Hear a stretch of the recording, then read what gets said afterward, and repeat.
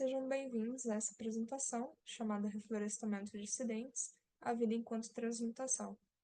Eu sou Véi Seman, bacharel em Ciência da Computação pela Universidade Federal de Santa Catarina e atualmente mestrande dentro da linha de pesquisa de poéticas em processos híbridos do programa de pós-graduação em artes visuais na Universidade Federal do Rio Grande do Sul. Essa pesquisa teve como gatilho um marco teórico, que foi a leitura do livro Uma Ecologia Decolonial, Pensar a partir do Mundo Caribenho, de Malcolm Ferdinand. Os desdobramentos de pensar, então, uma ecologia decolonial me instigaram à experimentação artística com base no vegetal. E, através dessa pesquisa, foram percebidas diversas iniciativas e transformações do espaço da cidade, que identificam como sendo reflexo da condição colonial das estruturas de poder que a organizam, legislam e governam. Esse excerto da pesquisa circunscreve as experiências tidas até então, elucidando brevemente algumas reflexões feitas e de que maneira se estabelecem as relações entre elas e a prática artística. O caminhar, para mim, é uma forma de explorar a cidade e os novos espaços nos quais eu me insiro.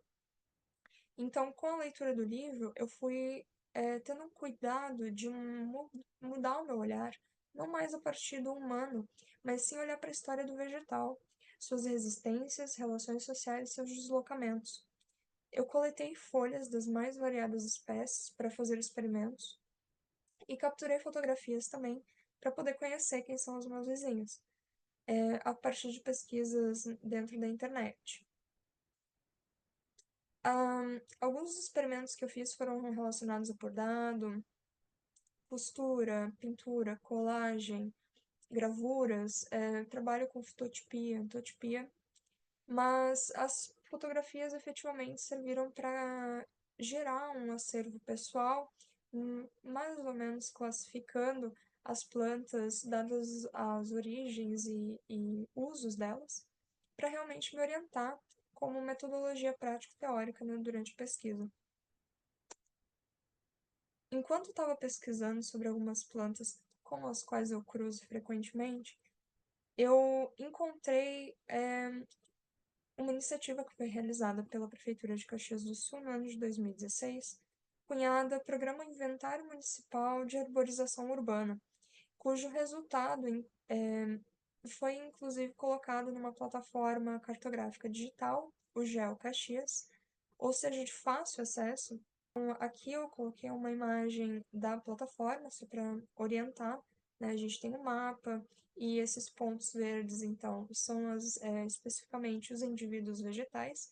Quando a gente clica neles, a gente consegue ter mais informações. O programa foi feito como parte do Plano Municipal de Conservação e Recuperação da Mata Atlântica aqui em Caxias.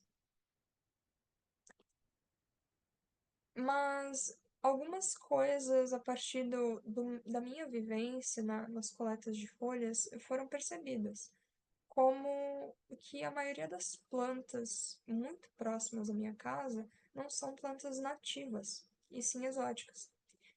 Isso começou a me gerar alguns questionamentos e eu voltei para a teoria ou para o estudo efetivamente de processos históricos para tentar compreender por que existiam esses movimentos de ter tantas plantas de diferentes continentes aqui em Caxias do Sul.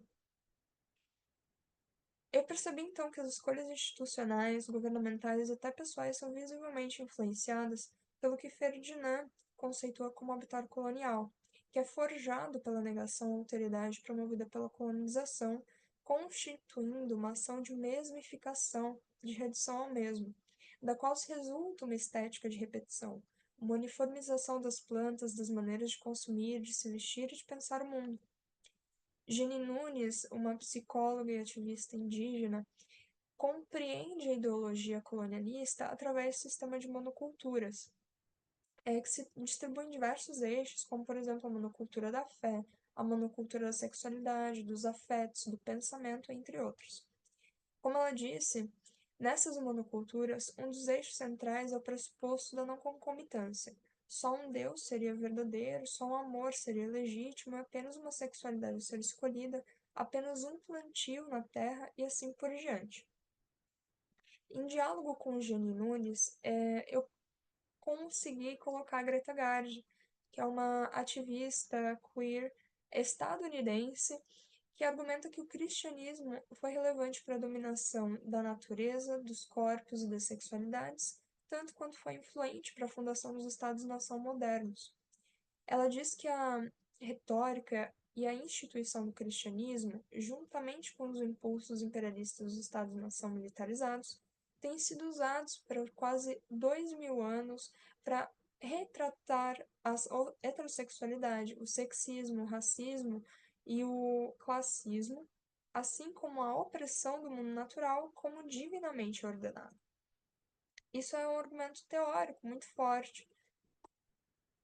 Sabendo disso, eu consigo voltar a olhar para Caxias do Sul, que é uma cidade majoritariamente cristã e que exalta a colonização italiana e a sua cultura. Então, ao ver o resultado do relatório e a fala do então vice-prefeito Antônio Feldman, não me surpreendeu a colocação dele, que foi: a gente sempre diz que Caxias se caracteriza pela sua identidade étnica e cultural e agora também ambiental. O inventário nos orgulha e certamente deverá estar em todas as nossas apresentações como uma grande obra do nosso governo. Acho extremamente contraditório se orgulhar de uma identidade que é majoritariamente exótica.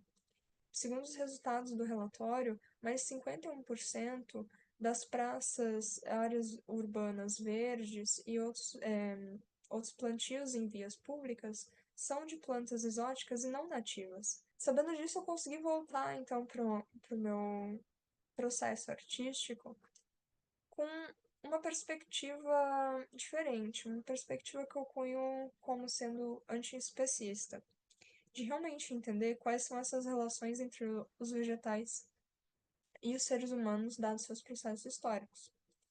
A espécie exótica mais encontrada na cidade de Caxias do Sul é o ligustro, uma árvore nativa da China e que foi muito popularizada aqui na arborização urbana. As folhas de ligustro que eu coletei serviram para diversas técnicas e experimentos diferentes, devido à integridade e à força que as folhas possuem. Mas, particularmente, em uma coleta que eu realizei após um longo período chuvoso, eu coloquei as folhas para serem secadas e armazenadas por um tempo antes de poder trabalhar com elas a partir do bordado e da costura. Só que eu obtive um resultado inesperado, que foi um outro vetor para expandir essa construção de uma perspectiva antiespecista, exatamente a presença dos fungos. Esses fungos eles modificaram completamente a superfície e às vezes até internamente as folhas e fizeram com que várias delas parecessem galáxias, constelações, devido aos seus formatos e às suas cores. Isso acabou me inspirando para fazer um, uma obra bastante específica, onde eu documentei elas pela fotografia e selecionei algumas dessas fotos para servir de entrada para um algoritmo que eu desenvolvi.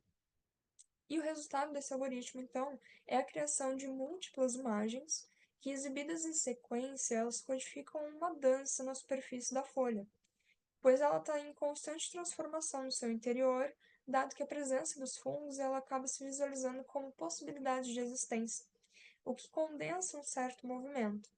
Dessa maneira, então, eu simulei, ou busquei simular, um fragmento virtual do que seria a vida, né, a partir dessas operações de deslocamento.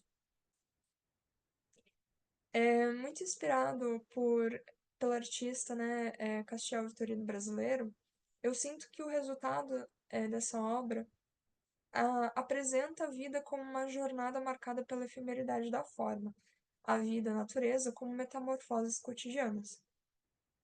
Como consideração final, eu acho relevante ressaltar que essas práticas artísticas contribuíram muito para a construção de uma perspectiva antiespecista e que é fundamental para o reflorestamento de imaginário e a reintegração do nosso ser com a natureza.